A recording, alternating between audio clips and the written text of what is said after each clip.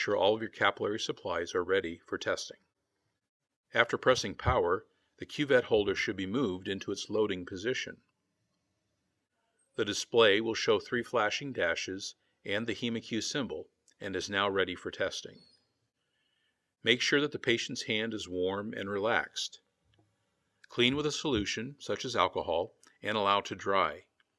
Use only the middle or ring fingers for sampling. Avoid fingers with rings on them. Take the microcuvette out of the package. If a vial is being used, close the vial immediately. Using your thumb, lightly press the top knuckle towards the tip. This stimulates blood flow towards the sampling point. For best blood flow and least pain, sample at the side of the finger, not in the center. While lightly pressing towards the fingertip, prick the finger using a lancet. Wipe away the first 2 or 3 drops of blood. Reapply light pressure towards the fingertip until another drop of blood appears. When the drop of blood is large enough to fill the microcuvette, fill it in one continuous motion. If the cuvette is not completely filled, discard it and fill a new cuvette. Be sure not to refill.